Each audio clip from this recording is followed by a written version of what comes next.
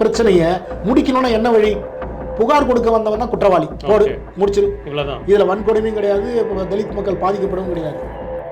வேங்கவேல் மக்கள் போய் சொல்றாங்களா, அந்த மருத்துவர் போய் சொல்றாரா? இன்னைக்கு வந்து பல முக்கியமான விஷயங்கள்ல ஊடகங்கள் பெருசா செய்தி போடுறது. ஆனா இன்னைக்கு விஜய்க்கு வந்து பெரிய அளவுல ஒரு பெரிய செய்தி முக்கியத்துவம் கொடுக்குறாங்க. அவர் நடந்தா செய்தி, நின்னா செய்தி, பத்திரிகை ஊடக நண்பர்களுக்கு பேட்டி கொடுக்கலனாலும் ஒரு செய்தி. அது கூட இருக்கலாம், இந்த தமிழக அரசு பயந்துருக்கலாம். நாங்க என்ன சொல்றோம், இந்த ஜாதி பிரச்சனையா பார்க்காதீங்க. உண்மையான இந்த மாதிரி அயோக்கியர்களை, குற்றவாளிகளை தக்க தண்டனை வாங்கி கொடுக்கணும். என்ன சாதியா இருக்கும்? அதனோட அறிக்கையும் ஒண்ணு கிடையாது. ஒரு நீதிகட்டமா நீதியரசரோட அறிக்கையும் ஒண்ணு இல்லை, அது அப்படியே நிற்குது. குற்றவாளி பட்டியல் சமூகத்தில் சார்ந்தவன் தான் அவர் மேல நாங்கள் அதை பாயிண்ட் அவுட் பண்ண பிறகு அதுக்கப்புறம் கூடுதல் தலைமை வழக்கறிஞர் வந்து ஆமா எஸ்சி வன்கொடுமை சட்டத்தில் நாங்கள் எந்த பிரிவும் இதில் போடலை. நீங்கள் இந்த 3 நபர் தான் வந்து அந்த சம்பவத்தை செஞ்ச பட்டியல் சமூகத்தை சேர்ந்த சம்பவத்தை செஞ்சாங்கன்னா நீங்கள் அவர்களை கைது பண்ணியிருக்கலாம், அப்பவே கைது பண்ணியிருக்கலாம். ஏன் இந்த 3 வருட கால தாமதம் இருக்கு? ஆனால் இந்த குற்றப்பத்திரிகையில் இறுதி குற்றப்பத்திரிகை சொல்லி அந்த 3 நபரை ஏன் கைது பண்ணல? வணக்கம் நண்பர்களே, இது நியூஸ் டைம். உங்களுக்கும் எனக்கும் இருக்கும் சந்தேகங்களுக்கும் கேள்விகளுக்கும் விடைகான அந்த உரையாடல். இன்று நம்மோடு வழக்கறிஞர் திரு மணி அவர்கள். தொடர்ந்து இந்த வேங்கவேல் விவகாரத்தை ஆரம்பத்திலேருந்தே நீங்கள் வந்து கண்காணிச்சுட்டு வந்துட்டு இருக்கீங்க. வேங்கவேல் உண்மையிலுமே என்னதான் நடந்தது? நீங்களும் நேரடியாக கலாய்வுக்கும் போயிருப்பீங்க. இந்த மாதிரி விஷயங்கள் நடந்திருக்கோம். அங்கே இருக்க மக்கள் என்ன சொல்கிறாங்க? ஆரம்பத்திலேருந்தே அந்த வேங்கவேல் விவகாரம் எதை நோக்கி போய் கொண்டிருக்குது? அதாவது வணக்கம், உங்கள் நியூஸ் டைம் நேயர்களுக்கு என்னுடைய வணக்கத்தை தெரிவிச்சுக்கிறேன். நீங்கள் எடுத்திருக்க இந்த ஒரு முயற்சி ஒரு நல்ல முயற்சி. ஏன்னா பிரதான ஊடகங்கள் வந்து இந்த மாதிரி ஒரு முக்கியத்துவம் வாய்ந்த ஒரு அடித்தட்டு மக்களோட பிரச்சனை வந்து விவாதிக்காமல், அதை வெளிக்கொண்டு வராமல், இது ஒரு மிகப்பெரிய விழிப்புணர்வாக உண்டாக்காமல், அரசுக்கு அழுத்தம் கொடுக்காம இருக்கிற இந்த நேரத்தில் நீங்கள் இப்போ ஒரு முயற்சி எடுத்து பண்ணுறீங்க, அது நல்ல விஷயம். வேங்கவேல் விவகாரங்கிறது வந்து பார்த்திங்கன்னா ஒரு இரு பிரிவினருக்கு இடையோ அல்லது ஒரு உள்ளூர் பிரச்சனையோ அல்ல, ஒரு வாய்க்கா வரப்பு சண்டையோ அப்படின்னு நம்ம நினச்சி அதை கடந்து போயிட முடியாது. அது ஏன்னா இன்றைக்கி வந்து தமிழ்நாடுல ஒட்டுமொத்த இந்தியா முழுக்கும் இந்த விஷயம் வந்து மிகப்பெரிய ஒரு அதிர்வலையும் ஒரு அதிர்ச்சியும் வந்து உண்டாக்கியிருக்கிறது. பட்டியல் சமூக மக்களுக்கு மட்டும் அந்த அதிர்ச்சியாக நம்ம அதை பார்க்கக்கூடாது. ஒரு சாதாரண ஒரு மனித இனமாக இருக்கிற ஒவ்வொரு உணர்வு உள்ள ஒவ்வொரு மனித இனத்துக்கும் வந்து இது ஒரு அதிர்ச்சி தான். மனிதனுடைய மலத்தை வந்து மனிதனே வந்து அள்ளக்கூடாதுன்னு வந்து உச்சநீதிமன்றம் வந்து பல முறை கண்டனத்தை தெரிவிச்சிருக்கு, பல வழக்குகளில் தீர்ப்பு வழங்கியிருக்காங்க. இது டெக்னாலஜிலாம் இவ்வளோ பெரிய வளர்ச்சி அடைஞ்ச இந்த காலகட்டத்தில் இப்படி ஒரு மனித கழிவை ஒரு பட்டியல் சமூக மக்கள் குடிக்கிற அந்த இதில் கலந்து அவர்கள் அதை குடித்து பாதிப்புலாம் ஆகி மருத்துவமனையில் அனுமதிக்கப்பட்டு பிறகு வந்து மருத்துவரோட ஆலோசனையோட இது ஏதோ இந்த தண்ணியில் கலந்துறதுனால தான் இது இருக்குதுன்னு சொல்லி அதுக்கப்புறம் வந்து அந்த மேலே அந்த டேங்கில் ஏறி பார்த்தப்ப இந்த மாதிரி மனித கழிவுகள் வந்து அதில் இருந்தது தெரிய வந்து பிறகு அது அந்த புகார் வந்து வழக்காக முதல் தகவல் அறிக்கை வழக்காக பதிவு பண்ணி 2 வருட காலங்கள் கழித்து இப்போது ஏதோ ஒரு பெரிய விஷயத்தை கண்டுபிடிச்சிட்ட மாதிரி இன்றைக்கி வந்து தமிழக அரசு வந்து சிபிசிஐடி காவல்துறை வந்து இன்றைக்கி இந்த விவகாரத்தில் சம்பந்தப்பட்டது 3 நபர் தான். இவர்கள் தான் குற்றவாளி, இப்போ தான் நாங்கள் கண்டுபிடிச்சிட்டோம் அப்படின்னு சொல்லியிருக்கிறது வந்து இதை விட ஒரு மிகப்பெரிய அதிர்ச்சியை தான் நான் பார்க்குறேன். ஏன் இவ்வளோ காலம் தாமதமானது? ஏன்னா சாதாரண ஒரு 2 வருடத்துக்கு மேலே ஆகுது ஒரு வழக்கு நடத்துட்டது. அந்த ஊர் மக்களுக்கும் எப்படி தெரிஞ்சிருக்கும், இது எப்படியும் அரசு புதுசில் பேசக்கூடிய ஒரு பேச்சாகவும் இருந்திருக்கும். இப்போ இந்த நபர்கள் 3 பேர் காட்டியிருக்கக்கூடிய குற்றவாளிகளாக நிறுத்தியிருக்கக்கூடிய நபர்களை அந்த மக்கள் விசாரணையில் சொன்ன நபர்களா அல்லது காவல்துறை விசாரணையில் கண்டுபிடிச்ச நபர்களா? யார் இந்த 3 பேர்? இல்லை, அதுதான் சொல்கிறேன். இன்றைக்கி வேங்கவேல் மக்கள் தொடர்ந்து 2 வருட காலமாக போராட்டம் பண்ணுறாங்க. உண்மையான குற்றவாளியை வந்து நீதிமன்றத்தை கைது செய்யணும், நீதிமன்றத்தில் அவர்களுக்கு உண்டான தண்டனையை வாங்கி கொடுக்கணும்னு வேங்கவேல் மக்கள் வந்து போராடிக்கிட்டு தான் இருக்காங்க. வேங்கவேல் மக்கள் யாருமே சொல்லலை இதில் வந்து எந்த விதமான இப்படி ஒரு சம்பவம் நடக்கலைன்னு சொல்லலை. ஒட்டுமொத்த தமிழக மக்களும் சொல்கிறாங்க. இன்றைக்கி வந்து பட்டியல் சமூக மக்களை சார்ந்தவங்க அந்த தலைவர்கள் மட்டும் சொல்லலை, அதையும் தாண்டி எல்லா தலைவர்களும் இது ஒரு வந்து மனித குலத்துக்கு ஒரு அநீதி. இது வந்து இது யார் செய்திருந்தாலும் அவங்களுக்கு சரியான தண்டனையை வழங்கணுன்றது தான் வந்து ஒட்டுமொத்த சமூகத்தோட பார்வையாக இது இருக்குது, ஒரு கோரிக்கையாக இருக்குது, ஒரு வேண்டுகோளாக இருக்குது. இன்றைக்கி நீங்கள் வந்து என்ன தமிழக அரசு என்ன சொல்ல வருதுன்னு தான் நான் கேட்குறேன். காவல்துறை ஏற்கனவே அந்த உள்ளூர் காவல்துறை வந்து சரியில்லை, சரியாக விசாரிக்கலனா தான் மாண்புமிகு முதலமைச்சர் அவர்கள் சிபிசிஐடிக்கு வந்து இந்த வழக்கு விசாரணையை பரிந்து அது என்னைக்கு அந்த சம்பவம் நடந்து ஒரு 15 நாளில் கொடுக்குறாரு. 24 டிசம்பர் 2022 இந்த சம்பவம் நடக்குது. 26ஆம் தேதி 2 நாள் கழிச்சு தான் வந்து 26ஆம் தேதி இந்த வழக்கை பதிவு பண்ணுறாங்க, எஃப்ஐஆர் பதிவு பண்ணுறாங்க. எஃப்ஐஆர் பதிவு பண்ணுறதுல என்ன தெளிவாக சொல்கிறாங்க, இது வந்து SC/ST ஆக்ட், பட்டியலின சமூகங்களுக்கு வன்கொடுமை சட்டத்துக்கு கீழே சில சரத்துக்கள் எல்லாம் போட்டு இந்த வழக்கை பதிவு பண்ணுறாங்க. அந்த இது மிகப்பெரிய போதாகரமாக வெடிக்க பல தலைவர்கள் வந்து போராட்டம் பண்ணும்போது அதே முதலமைச்சர் தான் தன்னுடைய பேட்டியில் வந்து என்ன சொல்கிறாரு, இந்த வழக்கை நான் சிபிசிஐடி கொடுக்குறேன்னு ஜனவரி மாதம் கொடுக்குறாரு, ஜனவரி 2023 கொடுக்குறாரு. அதுக்கப்புறம் நாங்கள் உச்சநீதிமன்றம் போகிறோம். சென்னை உயர்நீதிமன்ற வழக்கறிஞர், அவரும் ஒரு பட்டியலின சமூகத்தை சார்ந்த ஒரு நபர். அவர் என்ன பண்ணுறாரு, என்னை அணுகிறாரு, எனக்கு நல்ல நண்பர். அவர் எனக்கு போது நாங்கள் உச்சநீதிமன்றத்தை நாடுறோம். என்ன சொல்லணும்னா, இப்படிப்பட்ட ஒரு மனித குலத்துக்கு எதிரான ஒரு அநீதியான சம்பவத்தை வந்து ஒட்டுமொத்த உலகமே இதை பார்க்கணும், இந்தியா முழுக்க இது தெரியணுன்றதாக உச்சநீதிமன்றத்தை நாங்கள் நாடுறோம். நாங்கள் நினச்சிருந்தா சென்னை உயர்நீதிமன்றத்துக்கு போயிருக்கலாம். இது ஒரு இந்தப்பாடி ஒரு சம்பவம் எங்கள் உலகம் முழுக்க நடக்கக்கூடாதுன்றதுக்காக தான் உச்சநீதிமன்றத்தில் போட்டு உச்சநீதிமன்றத்தின் கதவுல தட்டுறோம். அப்போ நீங்கள் பார்த்தீங்கன்னா, நாங்கள் உச்சநீதிமன்றத்தில் இந்த கேஸை ஃபைல் பண்ண பிறகு நான் சொல்லக்கூடாது, ஆனால் அதான் உண்மை, ஒரு இன்னொரு நபரை வந்து காவல்துறையோ இல்லை வேறு அரசு சார்ந்தவர்களோ தயார் பண்ணி இன்னொரு மனுதாரர் வந்து சென்னை உயர்நீதிமன்றத்தில் ஒரு ரிட் மனு தாக்கல் பண்ணுறாங்க. ரிட் மனு தாக்கல் பண்ணி உச்சநீதிமன்றத்தில் வந்து சொல்கிறாங்க, நாங்கள் ஏற்கனவே வேற ஒரு பொதுநல வழக்கு வந்து சென்னை உயர்நீதிமன்றத்தில் இருக்குது, அதனால் உச்சநீதிமன்றம் விசாரிக்க வேண்டாம். இல்லை, இது வந்து நீதிமன்ற தலையீட்டுக்கு பிறகு தானே வழக்கு தீவிரமாகுது. இல்லை, அதுக்கப்புறம் தான் நான் சொல்ல வரேன், நடந்த விஷயங்களை சொல்கிறேன். இது எப்படி ஆரம்ப கட்டத்திலேருந்தே இந்த வழக்கு இந்த விவகாரத்தை நீத்து போகணுன்றது வந்து தமிழக அரசும் காவல்துறை எப்படி இது செயல்பட்டாங்கன்றது சொல்கிறேன். எப்படி கள்ளக்குறிச்சி கள்ளச்சாராய மரணங்கள் ஏற்பட்டதோ, எப்படி தமிழக அரசு மெத்தனப்போக்கு கடைபிடிச்சதோ, காவல்துறை மெத்தனப்போக்கு கடைபிடிச்சதோ, எப்படி அண்ணா பல்கலைக்கழக மாணவி விவகாரமாக இருக்கட்டும், பாலியல் விவகாரமாக இருக்கட்டும், இந்த மாதிரி பல விவகாரங்கள் எப்படி வந்து தமிழக அரசும் காவல்துறையும் வந்து நடந்துக்கிட்ட விஷயங்கள்லாம் இது இந்த விவகாரத்தில் அப்படி தான் இருந்தது. நாங்கள் வந்து உச்சநீதிமன்றத்தை போகிறோம், எங்கள் மனுவை நீத்து போவதுக்காக இங்கே ஒரு மனு ஒன்று தயார் பண்ணி போடுறாங்க. போட்டுட்டு அந்த மனுதார தரப்புல அதுக்கப்புறம் யாரும் வரவே இல்லை நீதிமன்றத்துக்கு. அந்த மனுவில் வந்து ஒரு நபர் ஆணையத்தை அமைக்கிறாங்க. ஓய்வு பெற்ற முன்னாள் பொறுப்பு தலைமை நீதிபதி ராஜா அவர்கள் வந்து ஒரு நபர் ஆணையத்தை அமைக்கிறாங்க. ஓய்வு பெற்ற நீதியரசர் சத்யநாராயண தலைமையில் அமைக்கிறாங்க. அது நடந்தும் 1.5 வருஷத்துக்கு மேலே ஆகி போகுது. அதனோட அறிக்கையும் ஒன்றும் கிடையாது. ஒரு நீதிகட்டமாக நீதியரசரோட அறிக்கையும் ஒன்றும் இல்லை, அது அப்படியே நிற்கிது. நீதியரசருக்கு 3 மாத காலத்துக்குள்ள அந்த விசாரணையை முடிக்கணுங்கிறாங்க. நீதியரசருக்கு ஒரு நபர் தனிநபர் ஆணைய நீதியரசருக்கு சம்பளமும் அதில் கொடுக்குறாங்க அந்த ஆணையத்துக்கு. ஆனால் ஒரு விஷயமும் வெளியே வரல. உச்சநீதிமன்ற பரிந்துரை பிரகாரம் நாங்களும் வந்து சென்னை உயர்நீதிமன்றத்தில் மனு தாக்கல் பண்ணுறோம். இப்போ இந்த 2 மனுக்களுமே தொடர்ந்து விசாரணைக்கு வரும்போதெல்லாம் அந்த மனுதாரரோட மனு எப்பயுமே அவர் மனுதாரத்தில் வழக்கறிஞர் யாருமே வர மாட்டாங்க. நாங்கள் தான் மார்க்ஸ் ரவீந்திரன் அவர் சார்பாக நான் தான் வந்து எப்போவுமே வாதாடி அந்த வழக்கை வந்து கேட்டு, கடந்த வருடம் சென்னை உயர்நீதிமன்ற தலைமை நீதிபதி அவர் கங்காபூர்வாலா அவர் வந்து ஒரு ஏப்ரல் மாதமே ஒரு உத்தரவு போடுறாரு. கடந்த வருடம் 3 மாதத்துக்குள்ளே நீங்கள் வந்து இந்த விசாரணையை நீங்கள் எத்தனை ஜனவரி 2023 சிபிசிஐடி விசாரணை பண்ணிகிட்டு இருக்கீங்க. இது எவ்வளோ பெரிய முக்கியமான விஷயம். 3 மாதத்துக்குள்ளே விசாரணை முடிச்சு நீங்கள் அறிக்கை தாக்கல் பண்ணணும்னு ஏப்ரல் 16ஆம் தேதி ஒரு உத்தரவு போடுறாங்க கடந்த வருடம். எதனால் இவ்வளோ இழுத்தடிப்பு நடந்தது? அதுதான் இது வந்து இந்த வழக்கை நீர்த்தடிக்கணும். இழுத்தடிக்கிறதுக்கு காரணம் என்ன? அதாவது தாமதிக்கப்பட்ட நீதி என்ன? அநீதி, மறுக்கப்பட்ட நீதி. அதே மாதிரி தாமதப்படுத்துகின்ற விசாரணையும் ஒரு அநீதியான ஒரு விசாரணை தான். அதுதான் இது நாங்கள் அதைத்தான் அப்படி பார்க்குறோம். நான் இன்னைக்கு அரசியல் கட்சிகள்லாம் ஒன்றா ஆளுங்கட்சியை சேர்ந்த கூட்டணி கட்சியில் இருக்கிறவங்களே இன்னைக்கு வந்து குரல் கொடுக்குறாங்க. விசாரணை அறிக்கையில் குற்றம் சாட்டப்பட்ட இந்த 3 நபர்கள் யாருன்னு கூட அவங்க சொல்லலை. 3 நபர்கள் கண்டுபிடிக்கப்பட்டார்கள். இல்லை, பேர் வெளியிட்டிருக்காங்க. அந்த 3 நபர் எந்த சமூகத்தை சார்ந்தவர்?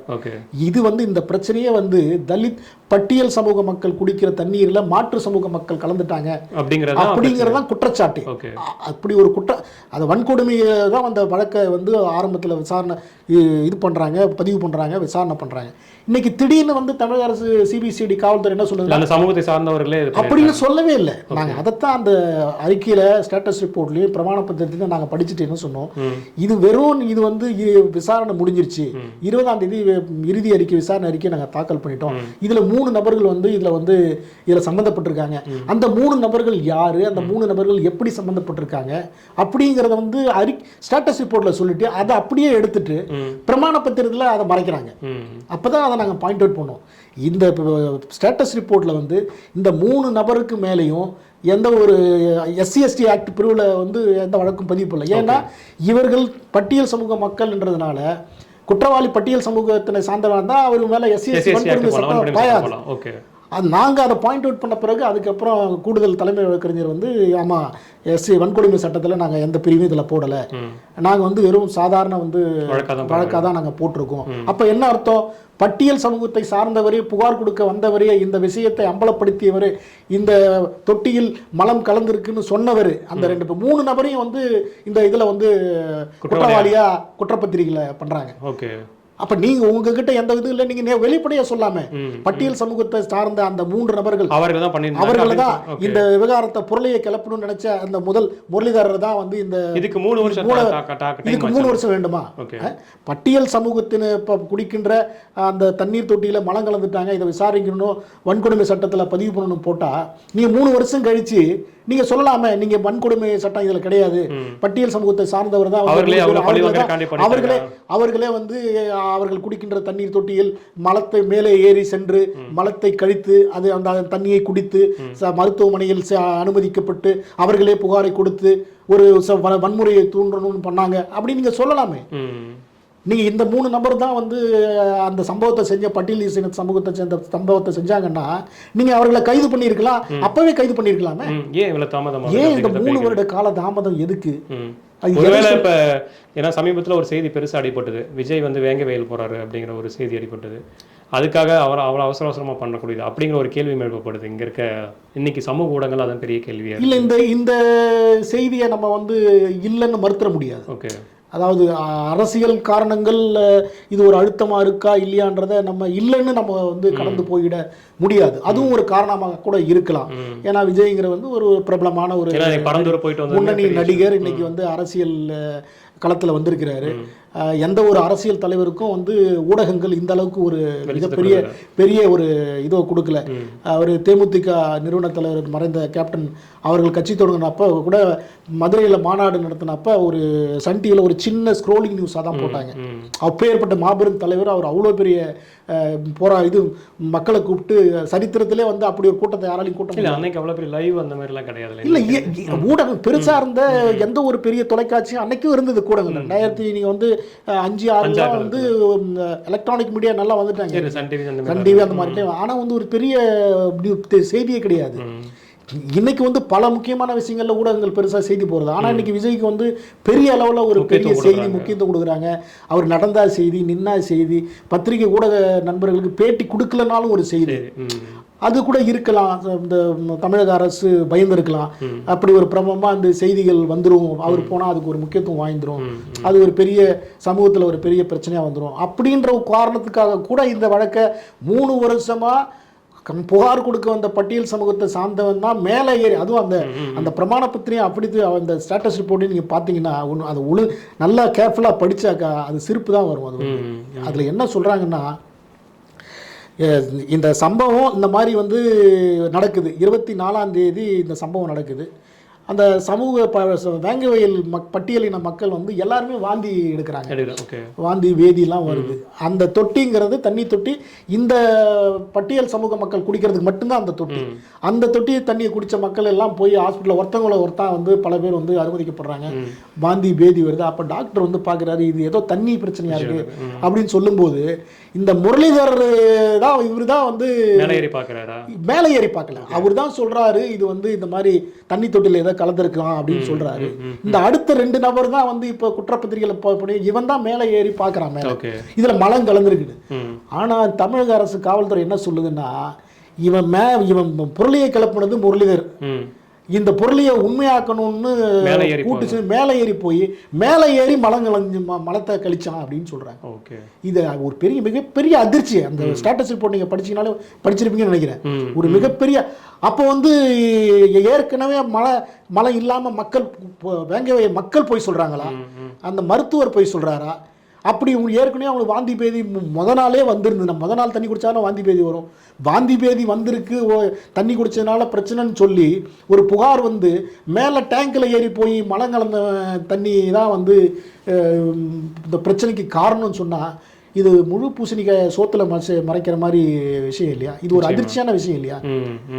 அதுதான் காரணம்ன்றான். இவன் மேலே ஏறி போய் பார்த்தா அங்க போய் மலத்தை கலந்துருக்கான், கழிச்சிருக்கான் அப்படிங்கிறத, அதுதான் ரிப்போர்ட். அதனால தான் நாங்கள் சொன்னோம் இந்த சிபிசிஐயோட விசாரணை அறிக்கையில் எங்களுக்கு வந்து திருப்தி இல்லை, இது ஒரு முரணான ஒரு இது, ஏதோ அவசரமாக இந்த விசாரணையை நடத்தி முடிச்சு இந்த விவகாரத்தை நீத்து போகணுன்றதுக்காக, இது வந்து பட்டியல் சமூக மக்களுக்கு எதிரான வன்கொடுமை இல்லை, இது வந்து பட்டியல் சமூக மக்களே அவங்க வேணுமுன்னே உள்ளூர் பிரச்சனையை, பஞ்சாயத்து தலைவருக்கு எதிரான பிரச்சனையை இதை ஒரு மிகப்பெரிய பிரச்சனையாக்கி இதை பண்ணிருக்காங்க. அதனால வந்து வன்கொடுமை சட்டம் வராது, பட்டியலின சமூக மக்களுக்கு இங்க வந்து முழு பாதுகாப்பு இருக்கு, நீங்க வந்து உங்க சமூகத்தை சார்ந்த அந்த 3 பேர் தான் அவங்களே வந்து மலத்தை கழிச்சு அந்த தண்ணியை அவங்களே ஊர் மக்களை குடிக்க வச்சு அவங்களும் குடிச்சு இதுல பண்ணியிருக்கிறதுனால அவங்க தான் குற்றவாளி அப்படிங்கிறது தமிழக அரசோட இதா இருக்கு. ஆனா உண்மையாக இப்போ வழக்கு நீங்க ஆராய்ஞ்சு பார்த்துட்டீங்க, தொடர்ந்து பார்த்துட்டு இருக்கீங்க, ஒவ்வொரு முறையும் அந்த வழக்குக்காக நீங்க நீதிமன்றத்திலையும் வழக்கு வரும்போதெல்லாம் ஆஜராகிறீங்க. அப்படி அதெல்லாம் நீங்க நேரடியாகவும் அங்கே போய் களத்தில் போய் பார்த்துருப்பீங்க, அந்த மக்களை சந்திச்சிருப்பீங்க, அவங்களோட நிறைகுறைகளையும் கேட்டிருப்பீங்க. உங்களுக்கு எது உண்மையாகப்படுது? இல்லை, நான் எப்பயுமே வந்து ஒரு விஷயத்தை வந்து ஆராயாமல் விசாரிக்காமல் நான் நீதிமன்றத்தை நான் பெருசாக மதிக்கிறேன், நீதிபதிகளை பெருசாக மதிக்கிறேன். அதாவது ஒடுக்கப்பட்ட மக்களின் ஒரு கடைசி ஒரு நீதியாக இருக்கிறது நீதிமன்றங்கள் தான். என்னை பொறுத்த வரைக்கும் வேற எங்கேயும் மக்களுக்கான நீதி கிடைக்காது. அது விசாரணை அமைப்பாக இருக்கட்டும், அரசாக இருக்கட்டும், அரசியலாக இருக்கட்டும், எங்கே கூட இருக்கட்டும், உங்களுக்கு உண்மையான நீதி கிடைக்காது. இறுதி நம்பிக்கை வந்து நீதிமன்றங்கள் தான். நான் எப்பயுமே நீதி அரசர்களை நீதியை நம்பக்கூடியவன். அப்போ அந்த நீதிமன்றத்தில் வந்து ஒரு வாதத்தை வைக்கிறோம்னா அது உண்மையான வாதமாக இருக்கணும், அதில் ஒரு நேர்மை இருக்கணும். அது ஏதோ வந்து அரசியலுக்காகவோ மற்ற அரசியல்வாதிகள் செய்யணுமோ அப்படி பண்ணக்கூடாது. அந்த சமூக மக்கள், பட்டியல் சமூக மக்கள் என்ன நினைச்சாங்கன்னா, சரி என்னைக்கா இருந்தாலும் ஒரு நாளைக்கு நீதி கிடைச்சிடும் சம்பந்தம், அவங்களுக்கு தெரியும் யார் குற்றவாளி. வேங்கவேல் கிராம மக்களுக்கிட்ட நீங்க யாரை போய் கேட்டிருந்தாலும் எந்த ஊடகமும் அங்க போய் யாரையும் விசாரிக்கல. இல்ல இப்ப சிபிசிஐடி விசாரிச்சிருக்காங்களா? சிபிசிஐடி விசாரிச்சிருக்காங்க, உண்மையை வெளியே சொல்ல மாட்டேங்கிறாங்க. இல்ல 300 பேர்ட்ட மாதிரி எடுத்துருக்காங்க. அதுதான் சொல்றேன். நீங்க அது வந்து வழக்கு விசாரணை வரும்போது, நீதிமன்றத்துல விசாரணை ட்ரையல் வரும்போது தான் அது தெரியும். நீங்க யாரை விசாரிச்சீங்க, யார் குற்றவாளி, யார் நிரபராதின்னு தெரியும். மத்தபடி ஊடகங்கள் அங்க போய் இல்ல அவங்க அனுமதிக்கலையே, யாரையுமே அனுமதிக்கல. ஏன் அனுமதி? இதுதான் நான் சொல்றேன், ஏன் அனுமதிக்கலாம்? உண்மை வெளியே வந்துடக்கூடாது, இது மிகப்பெரிய பிரச்சனையா வந்துடக்கூடாது. தென் மாவட்டங்கள்ல இது வந்து ஜாதி பிரச்சனையா வந்துடக்கூடாதுன்றது தான் நாங்க என்ன சொல்றோம். இதை ஜாதி பிரச்சனையா பார்க்காதீங்க. உண்மையான இந்த மாதிரி அயோக்கியர்களை, குற்றவாளிகளை தக்க தண்டனை வாங்கி கொடுக்கணும். என்ன சாதியா இருக்கும். ஆனா இந்த விஷயத்தை நீங்க நீத்து போகணுன்றதுக்காக, ஜாதி பிரச்சனை வந்துடக்கூடாதுன்றதுக்காக யாரும் ஜாதி இந்த மாதிரி ஒரு தவறு எந்த ஜாதியினரும் அதை அனுப்பி மாட்டாங்க. உயர் ஜாதியோ இல்ல, நாளைக்கு அவங்களோட ஒரு உளவியல் பாருங்க, எப்படி போய் அந்த தண்ணி யார் வீட்டில் ஒரு தண்ணி கொடுத்தா அவங்கள குடிக்க முடியுமா? அது ஒரு எவ்வளவு பெரிய உளவியல் சிக்கல். அதுதான் சொல்றேன், எந்த சமூகத்தை சார்ந்தரும் இப்படிப்பட்ட ஒரு அயோக்கியத்தனமான ஒரு செயலை ஏற்க மாட்டாங்க. இந்த விவகாரம் நடந்த பிறகு அடுத்தடுத்த சில பள்ளிகள் எல்லாம் கூட பாத்தீங்கன்னா மாட்டு சாணத்தை கலக்கிறது, அந்த பட்டியல் சமூகம் வசிக்கக்கூடிய பள்ளிகளில் மாட்டு சாணம் கலக்கிறது, இது ஒரு பெரிய உதாரணமா மாறிச்சு. ஒரு பழிவாங்கலுக்கான ஒரு உதாரணமா மாறிட்டு இருக்குது. இது எவ்வளவு பெரிய ஒரு கேவலமான விஷயம். அதுதான் நீங்க உண்மை வெளியே வரக்கூடாதுன்றதுல தமிழக அரசு தெளிவா இருக்கு. இது வந்து உண்மை வந்து நியாயம் கிடைக்கின்றதை பற்றி கவலையை தமிழக அரசுக்கோ இல்லை காவல்துறைக்கோ சிபிசிஐடிக்கோ இது கிடையாது. இது வந்து ஜாதி பிரச்சனையாக வந்துடக்கூடாது, இது ஓட்டரசியலை இது மாத்திரக்கூடாது, ஆட்சியை கழுத்தரக்கூடாது. ஏன்னா இது வந்து ஜாதி பிரச்சனை வந்துச்சுன்னா ஓட்டு பிரச்சனையாக மாறும். இந்த சமூகம் ஓட்டு கிடைக்காது, அந்த சமூகம் ஓட்டு கிடைக்காது. அதனால இந்த பிரச்சனையை முடிக்கணும்னா என்ன வழி? புகார் கொடுக்க வந்தவன் தான் குற்றவாளி, போடு முடிச்சிரு, இவ்வளவுதான். இதுல வன்கொடுமையும் கிடையாது, தலித் மக்கள் பாதிக்கப்படவும் கிடையாது, யாரும் கிடையாது, அவ்வளவுதான், முடிஞ்சது, வழக்கு முடிஞ்சது. ஆனா இந்த குற்றப்பத்திரிகையில இறுதி குற்றப்பத்திரிகை சொல்லி அந்த 3 நபரை ஏன் கைது பண்ணல? நீங்க இந்த புகார் கொடுக்க வந்த இவர்கள் தான் 3 பேர் குற்றவாளின்னா, நீங்க குற்றவாளின்னு தெரிஞ்சிச்சுன்னா ஏன் அவர்களை கைது போயிடல? இல்ல இன்னைக்கு தான் அறிவிச்சிருக்காங்க, 20ஆம் தேதியே ஃபைல் பண்ணிருக்காங்க. ஓகே, இன்னைக்கு 5 நாள் ஆச்சு. அப்ப அவர்கள் வந்து தலைமறைவா இருக்கார்களா? அந்த 3 நபர் தலைமறைவா இருக்காங்க. 5 நாள் கழிச்சு இன்னைக்கு வெளியிட காரணம் என்ன? இன்னைக்கு தான் அதையும் சொல்றாங்க. இப்போ ஏற்பட்ட சம்பவத்தில் நீங்கள் எதுக்கெல்லாம் வந்து பேட்டி கொடுக்குறீங்க? வேங்கவேல் சம்பவத்தில் யார் இது வரைக்கும் அரசு சார்பாகவும் காவல்துறை சார்பாக பேட்டி கொடுத்தாங்க?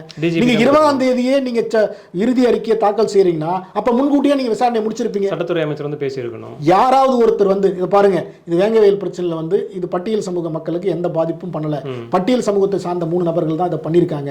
இதுதான் காரணம். உள்ளூர் பிரச்சனை தான் காரணம். பஞ்சாயத்து தலைவருக்கும் பட்டியல் சமூக மக்களுக்கும் காரணம். பஞ்சாயத்து தலைவர் வேற்று மதத்தை சார்ந்தவர்களால அவர் பழிவாக 3 பட்டியல் சமூகத்தை சார்ந்த 3 நபர்கள் தான் புகார் கொடுத்தவர்கள், புரளியை கிளப்பியவர்கள்.